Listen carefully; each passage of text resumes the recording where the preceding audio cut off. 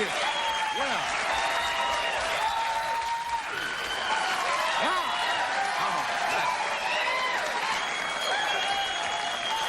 Come on now.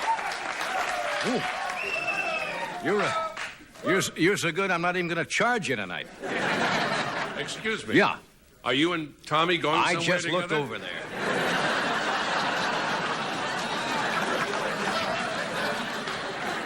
They look like Ray and Bob Eberle.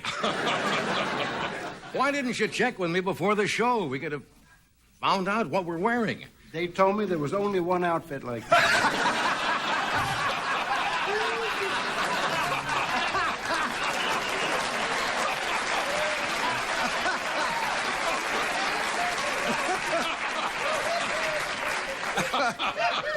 I have no retort. That's just damn funny. One outfit, nice brown outfit, and we got it. The ties are almost the same. Yeah. Christmas? Yes. Anyway, it's going to be one of those nights. Is there a full moon? Oh. Close to it. Anyway, it's a nice... Didn't I see this group scalping tickets to a cockfight a few weeks ago? You make up for last night. Oh, yeah. I do not, like I've said this before, I do not like to discuss previous night's audiences. But they're gone. It was just not a nice group. The kind of an audience would call up UN Ambassador Jean Kirkpatrick and ask her if she'd pose as a Playgirl magazine as a hunk. You know the kind of audience? You're very close to them. Remember after the monologue? We finished the show last night. The audience comes up and says, okay, that's over. Now what do we do for fun? Not a fun. You have anything else? So far, you're way up on me. I should point out that Tommy, this is not Tommy's regular job. You know, he has a side job. Tommy rents himself out as a suit tree. In other words, he'll keep your suit in shape when you're not wearing it. He just walks around. And I shouldn't kid Tommy because I found out some things that his childhood was not... Well, it was a tragedy. There was a mix-up of babies in the hospital. But the hospital caught Tommy's parents and made him bring the other kid back.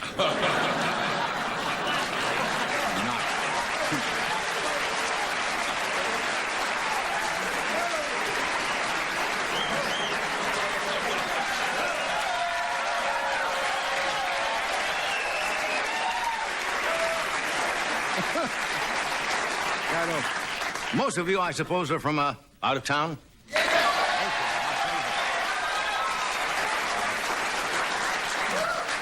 Now that the Christmas season is over, the stores aren't so crowded. You can walk around without all the people and everything. You should go into the city of Beverly Hills and just look around. It's fascinating. And especially, even the church in Beverly Hills. Have you been there? St. Francis of Aguchi.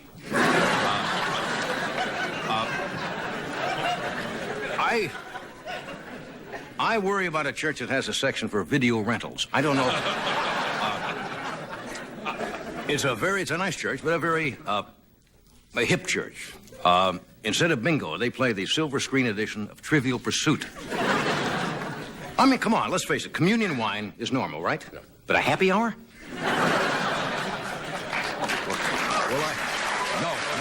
Will I get... I won't get letters on that, right? Done in the spirit of fun. It seems like a lot of people are leaving Reagan's, the inner circle, the cabinet. The interior, Mr. Clark has left. Michael Deaver, you know who Michael Deaver is?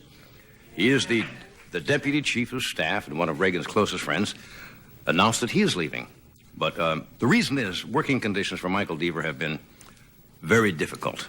3 times a week, the president calls him and says, Mike, did I tell you about the time I was driving down the Pacific Coast Highway in my convertible? And Mike, what? And Mike says, that's enough of that. Famous birthday today. Now, I bet there's not one person here who knows the name. Gideon Sunback. That's an actual name. You know who Gideon Sunback is? It's true. It's in the paper. He is the inventor of the zipper. Now, that's an important man. Yes, indeed. They were going to name the invention after him, but It sounded stupid to say, hey, your sunback is open. But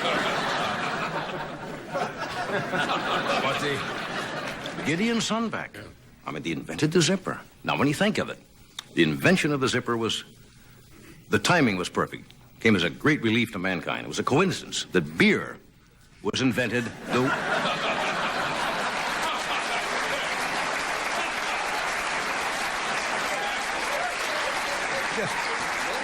No more.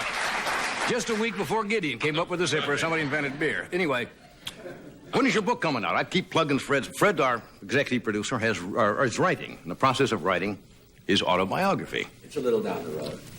Little down the road. What does that mean? It's not going to come out for about 5 years. No, since he's got some startling Hollywood revelations in there. Fred reveals for the very first time that on Ozzie and Harriet, remember that show? Harriet did not bake her own brownies. He's got an entire chapter on December Bride. Remember the 1950s hit, December Bride? It's called The Dark Side of Spring Byington. I'm in a silly mood tonight. Hey, we got a great show and a special surprise guest tonight.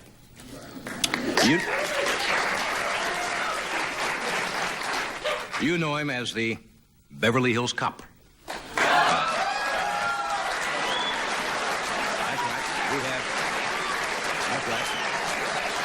That's right. We have Officer Al Grabowski, who has the beat on Rodeo Drive. Dangerous joke. Anyway, we have a fine act we have not seen for a while. Mr. Peter Fonda is with us tonight. We have a remarkable gentleman who is a comedian, an actor, a director. Charles Nelson Reilly is here tonight. And a comedian who's been with us before, A. Whitney Brown is here. And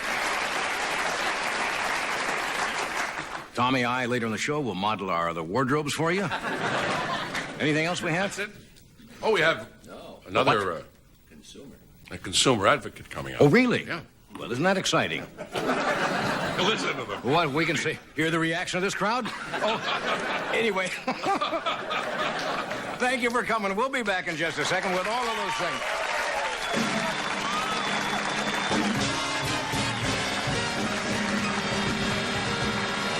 We'll be back. Thank you.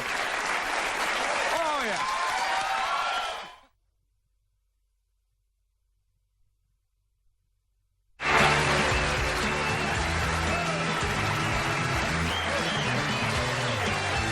Thank you, Tommy. Tommy and the great NBC Orchestra. Thank you. Well, the Christmas shopping season is finally over. Unfortunately, for too many people, they're returning shoddy merchandise purchased over the holidays because of false advertising claims. The Tonight Show presents the following segment to protect the viewing public from any future ripoffs. Here's our consumer reporter, our own champion, the superstar of consumerism, David Howitzer.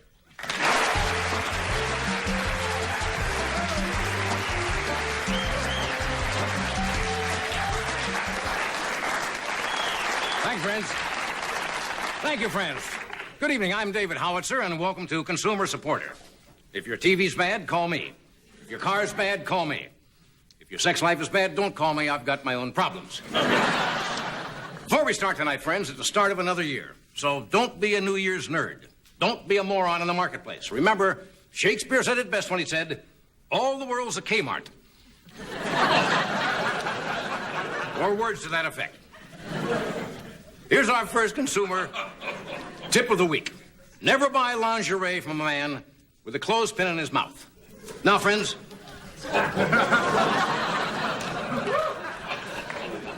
we received quite a few complaints from dissatisfied automobile customers who didn't get the options they requested. Now, one man we know ordered a car with a sunroof. Sounds simple enough? Well, this was what was delivered to him from Detroit. A car with a sun on the roof. That's right.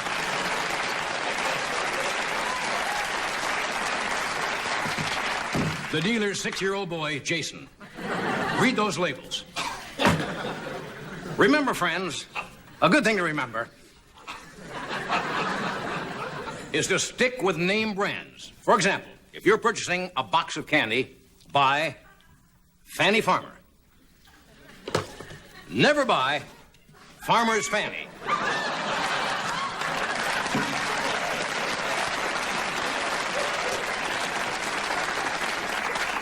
Now, friends, if you know how to read the universal price code on every box, you can tell whether it says you found a good buy.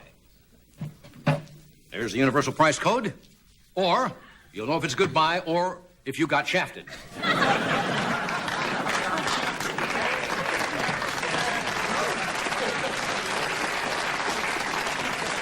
Sure, you got Star Search.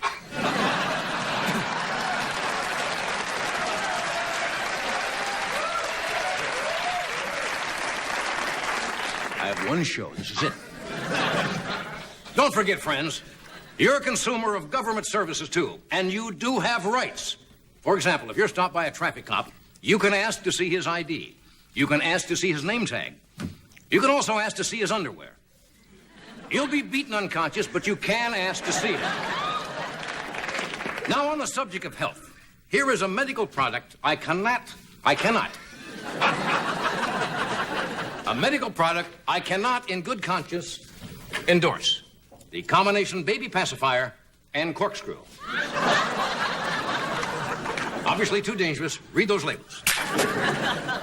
Speaking of health, how can you tell if the lunch meat you're eating has too high of a fat content? That's easy.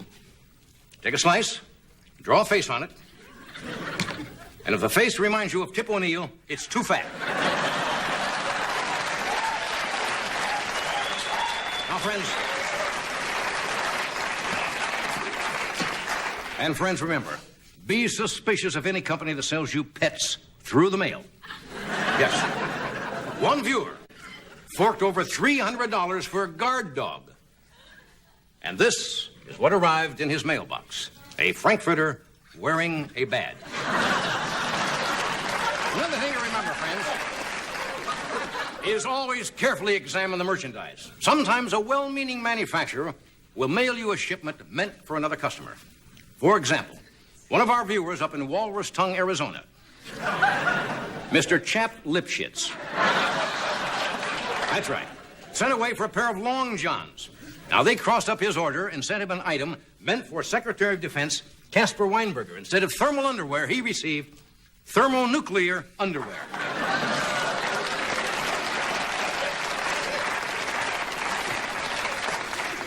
Here's a letter here.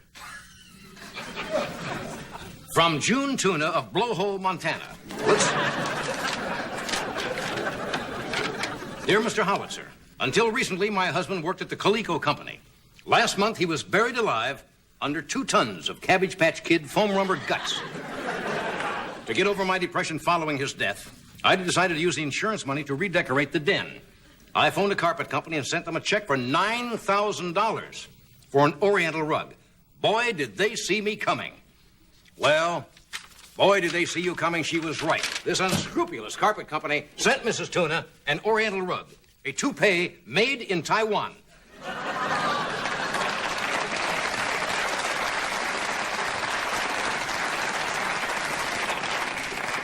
Among the biggest scams we know are those ads that promise you'll look 200 pounds thinner overnight. A disillusioned victim of this come-on has agreed to join us in person tonight. He sent these con men a certified check for $700 to make him look thinner overnight.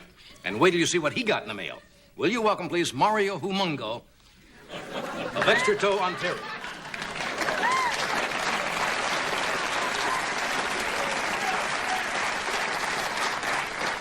See, the idea here was he's a big man, and they were going to make him look thinner. And so they painted a thin man's suit on this very large man. Thank you, Mario.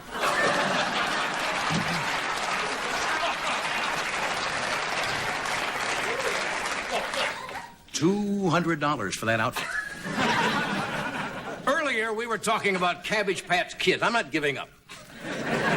You're probably aware there are counterfeit Cabbage Patch Kids on the market. Let me show you the difference. This is a real Cabbage Patch Kid. That's right. And this, my friends, is a very subtle, hard to detect counterfeit.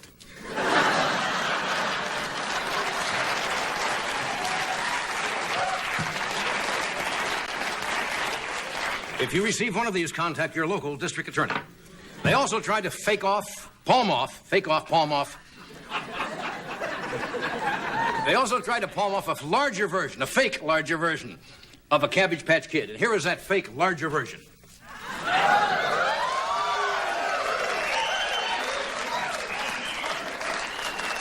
If you receive this version, do not contact the district attorney. Simply ship it COD over to my office. I'll see that it gets my immediate attention. This is David Howitzer saying, look for the union label. Read those labels, friends.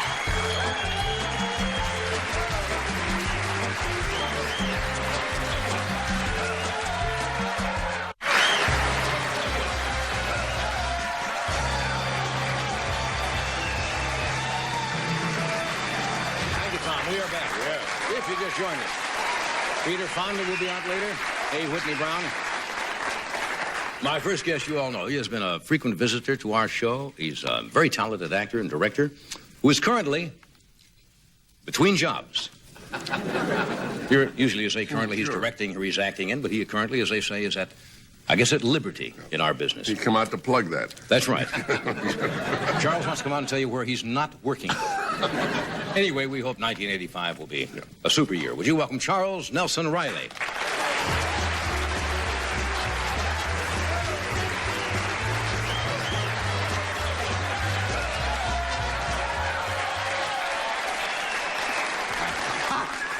I mentioned you had nothing to plug tonight. Does it feel strange to come on a show like this and have nothing currently to say? I usually don't have that much anyway going for me. Well, you were No, directing. I like the sketch. You see, you could have fooled me. I sat there with everybody and we all laughed. It's hard to work without your real hair. You know what I mean? And I thought you did wonderfully. We thought costuming would help the sketch. Yes, here. now am I in the right segment? I'm comedy, but more not that on the nose comedy, sort of like humorous reflections. That's right. And you know what I mean? So Pithy sayings. the orchestra wants to play at any time, just go right ahead. Yeah. If it doesn't go well, Happy we can stop New it. Year. I'm Same sorry to to you. interrupt you. Did you have a Happy New nice Year. What'd you do New Year's Eve? New Year's Eve,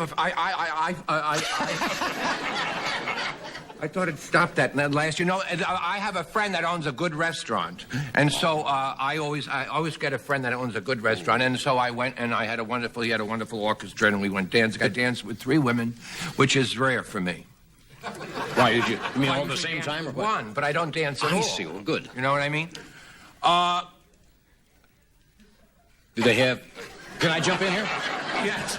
Sometimes I think maybe you're meditating. Happy You New kinda Year. look No, no. That would be another act at a different time. I do the meditation. But you're later. doing your mantra or No. something. What were you going to say? I was going to ask you. I never know when you've come to the end I know, of the but sentence. it's getting worse year after year. And 23 years I've been honored to be in this chair. I know that. You know what I mean? And I feel the band might play at any minute, but I'll keep going. You seem to be a cult of one. We'll be back in just a moment.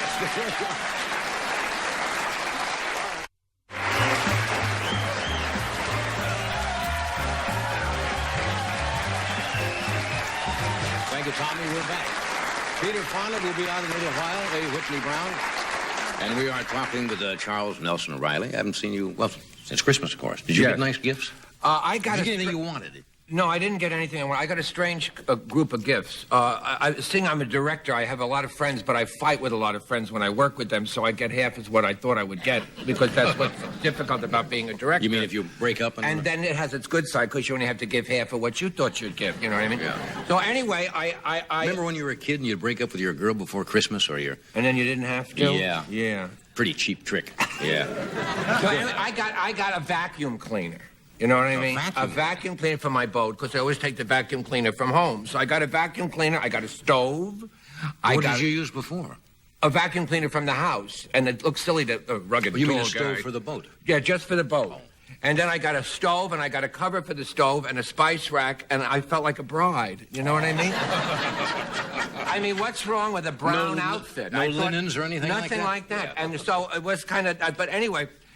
Well, that's a nice Christmas. What's the worst Christmas? Well, I hate to get... Well, no, I was very poor. Well, you've said that before. Yes, and we never had too much at Christmas, and it was sad because I was an only child, and I lived with my mother and father in this two-room apartment. And you see, Christmas was when my mother said, Father's getting ready for Christmas, which meant that he would go in the garbage and find the old empty bottles of good whiskey.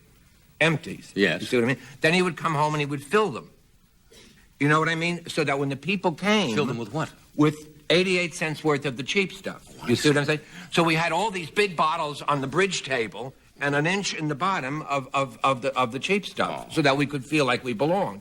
But it didn't matter because nobody came anyway. And the thing was, then my father would start to go into the bottles, and I was like 4 or 5 years, I remember, and then he would decorate the tree, you see. Yeah. And every time he finished the tree, my mother at midnight would tear it down. Now, this is not I'm not trying to be funny. Why at midnight? I don't know. It's sort of like Christmas Eve, and it's on the nose, Cinderella, that kind of stuff. But the thing was, that's when the tree hit the floor. See, my mother always had this sense of emergency. See what I mean? I believe that, yeah. Even after I was born, there was this sense of emergency. But the thing is, then she came to visit in California years ago, and there was this big pink tree on the Playboy Club on Sunset Boulevard. And we're driving down Sunset Boulevard in a big wind, and right in front of the car, the tree fell right in front of the car. An omen. And I looked at my watch. Of course, it's a Christmas omen. I looked at my watch, and it was 9 o'clock in California, but 12 o'clock in Hartford, where the famous 12 o'clock tree dismantling took place. So it wasn't that a wonderful Christmas. And then I moved in the Village. When I first went to New York, I had the fortune to move in this gangster territory area, which was, may I say, terrific for excitement. And that was like 10, 12 years of wonderful Italian friends that I had in the Village. So anyway, you'd come home toward Christmas. Did you think they didn't hear you when you said Italian? No, that was a stage whisper, darling. I see. But anyway, I would come home at 6 or 7 o'clock at night, and there'd be a man, like played by Abe Vigoda, leaning against the building. And he would say, canned hams. So you'd go up, I lived in 2B, and you would go up to Marie, who was in 3C. Yes. And she had on the floor of her apartment cases and cases of canned hams. Then you'd get 3 hams for like $1. Right. And the next night you'd come home and he'd be leaning against the building and he'd say, leather goods.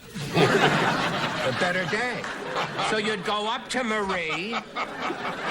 You'd go up to Marie and you'd get a couple of wallets for 50 cents because the stuff had to get out by the next shipment. Of course. Then if you came and there was like a line halfway between the second and third floor waiting, you knew that it was appliances that day.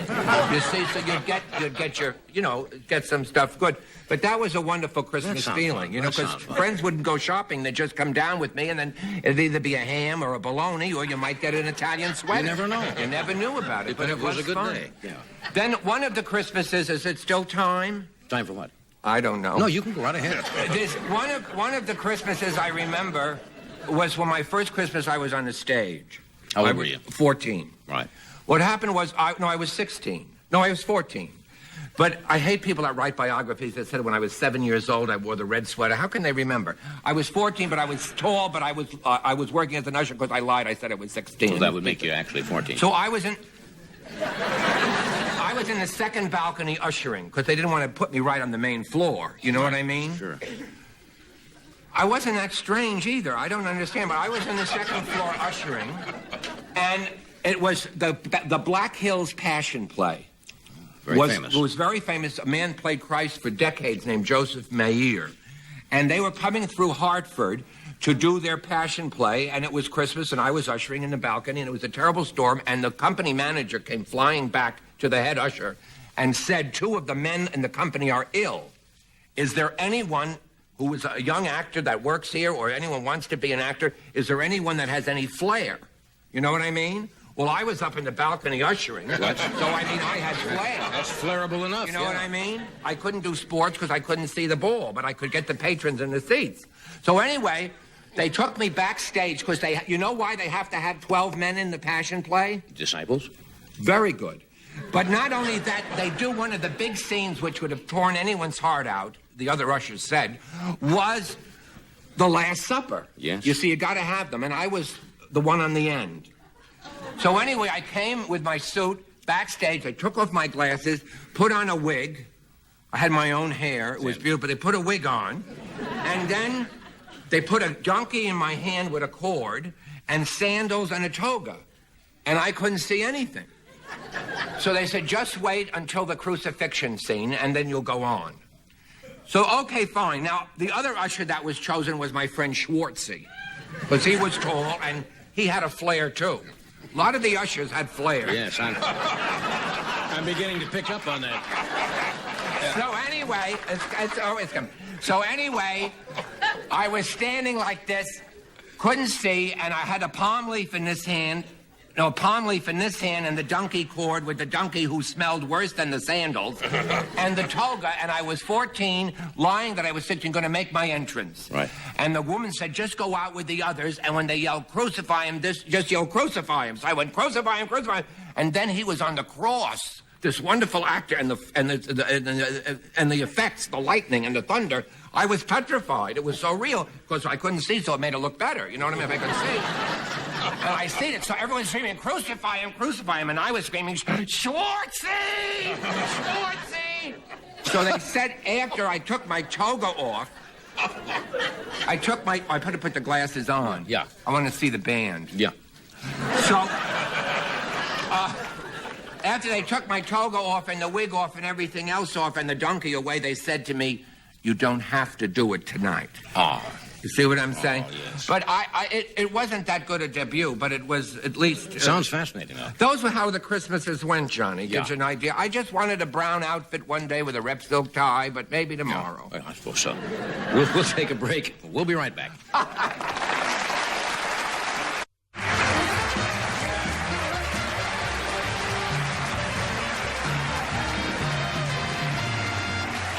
next guest has been with us several times. Whitney Brown is here. He has a unique style. Next week, he'll be appearing at the Punchline in San Francisco, and he'll be seen on a new television series on NBC next spring called Television Parts. Would you welcome Whitney Brown?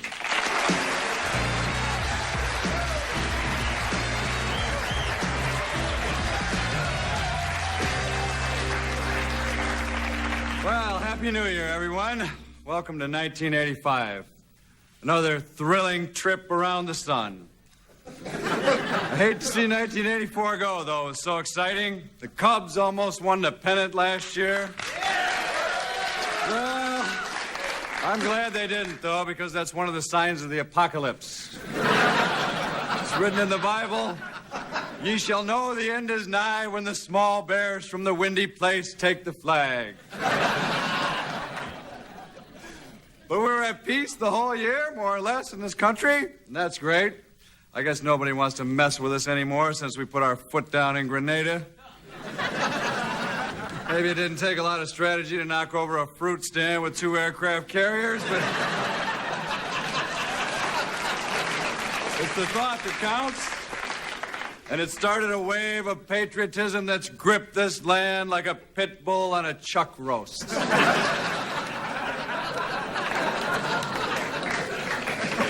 We have every right to be proud of where we are. Look at this country, the world's greatest location. An ocean view on either side.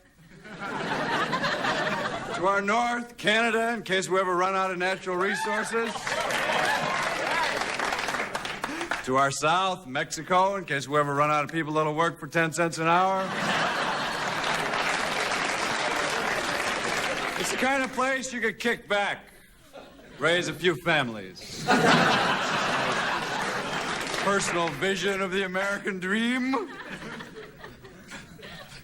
It's a proud place to be, too. And the kind of place you can live in peace, not like those war-mongering, land-grabbing Russians. Boy, do they seem uptight. Of course, look where they are. They're in Russia. It's not the world's greatest piece of real estate. On our west, we have Washington and Oregon, where picnic tables and redwood fences grow on 300-foot trees. To their west, they have Germany. It's a nice country, Germany, but let's just say they get a little restless every 35 or 40 years.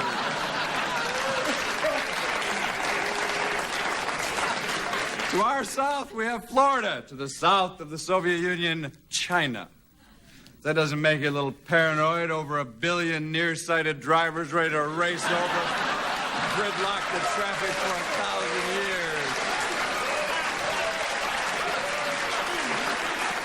1,000 years. To the north of the Soviet Union, nothing is to the north of the Soviet Union. South is to the north of the Soviet Union.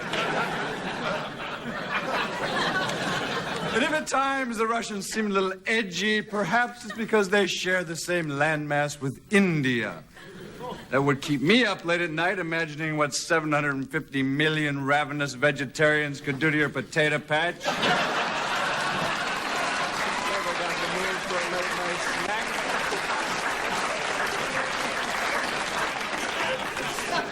snack. On our southwestern border, we have the great state of Arizona. It's a veritable paradise if you happen to be a piece of petrified wood or an aging Republican living in a trailer park. On the to the southwest of the Soviet Union is the wonderful country of Iran. 75 million freaks. And if you don't think they're mean, just ask any of the one-armed shoplifters over there.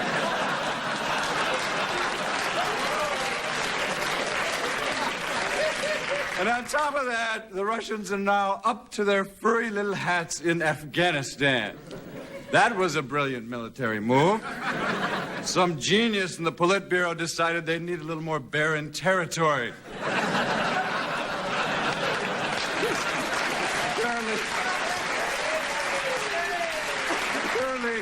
They couldn't restrain themselves at the thought of so many yak herds and impoverished villages ripe for the plucking. So 5 years and 115,000 troops down the line, they are now the proud owners of 3 blocks in downtown Kabul. They probably thought, we'll move in, we'll take over. Whoever heard of a Muslim holding a grudge?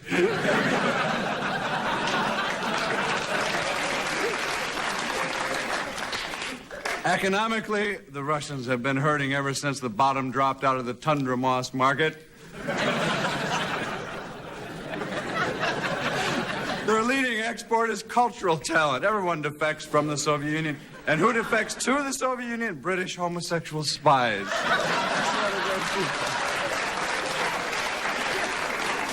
And we're now starting arms talks, but I don't care. To tell you the truth, I'm not afraid of dying in a nuclear misunderstanding. I think the whole threat's been blown way out of proportion. I have a feeling our descendants will look back at the entire brouhaha in a few generations and laugh their feelers off. And you know something else? I would almost rather die as one of 300 or 400 million people than I would die alone in the gutter somewhere. But then I'm a people person.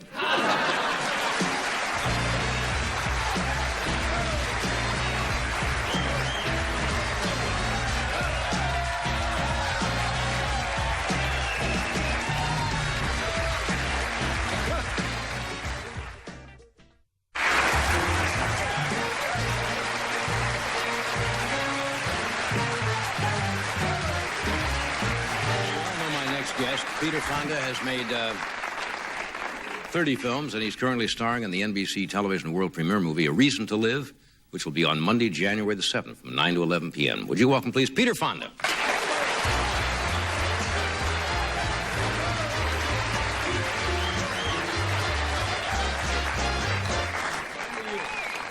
Happy New Year, everyone. Yeah. Welcome Man, aboard, it has been a long time since I've seen you. Too long. Yeah, you're looking I wonderful. thought it was something I said the last show. You look like a happy man. I I'm mean a that. happy man. You look contented, and I remember you had a period in your life Where I wasn't quite so contented you on weren't the show. contented. Yeah, you were kind of going through that lifestyle, and now I think you've said that you look out on life and say, "Eat your heart out." Something like that. Was that Well, almost a quote? That's a close quote, yes. Yeah. It's a broad quote, but it's a close quote. You see, I moved close to Blowhole, Montana. Yeah, you used to live. Weren't you on a boat for a while? Yeah, you know. As a matter of fact, Charles. Yes, we were on this beautiful boat, Tartouche. Tatouche. Tatouche? Tatouche. Watch Tatouche. Now you got a ranch? I have a ranch 40 miles north of Yellowstone Park on the Yellowstone River. Oh, that's got to be beautiful. And it's very calming. Montana is the fourth largest state in the Union with a population of 782,000. So there's buku space. Yeah, they say. And Blowhole is actually up in Canada. It's near the border, but it's not. Wasn't the late Clete Roberts? Not Clete Roberts. What am I thinking of? Chet Huntley? Chet Huntley. Yeah. Very big on Montana. Mm-hmm. Big up Sky, there. Montana, which is fairly near my ranch. And of course, Mike. Letting the air out of the sketch. And you told me not to fool around. Wow, You told me, don't fool around when you get out there. You only got 6 minutes. that period, you get tired of those inevitable comparisons, which everybody seems almost unavoidable to ask you about. You either turn out to be Jane's brother, or Hank Fonda's son. I mean, those comparisons along the line.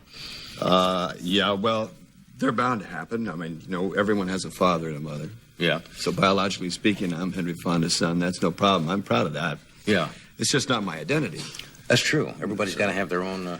And I think I've done pretty well to establish myself as who I am. I don't know who I am, so I think I've done a pretty good job of establishing myself who I am. I mean, I've been able to go sailing for 128,000 miles in sail only. I've living in a ranch in Montana. I'm still capable of doing all the things I did when I was 24. Yeah. Are you basically a loner? If you had to describe yourself? More of a private person? I'm an actor, you know, and that makes me not a civilian, and that makes me uneasy around civilians. Therefore, it's better to be alone. Yeah, people always assume that actors, by the nature of the work that we do, or appearing in front of the cameras all the time, are gregarious, outgoing people, and it very often turns out not to be the case.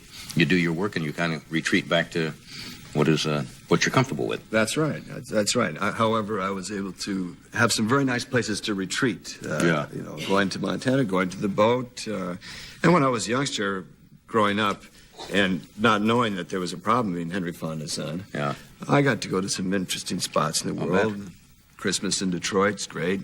And it's rather interesting. Detroit's, It's rather interesting. The movie you're doing is about a father-son relationship, a reason to live, true. right? And when I read the script, John, I was so thrilled with it because I felt that it had good substance to it. And Rick Schroeder, who's co-stars with me, he's such a fine young actor. Right. I really got along well with him and enjoyed working.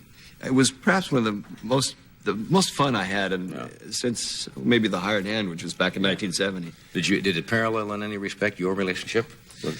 Well, no, but there were certain things that I could draw on from my own family background. There was suicide in my family, and several of my friends had killed themselves. And I play a person who has become so depressed that he can't see the forest and the trees. I mean, it's lost. It's like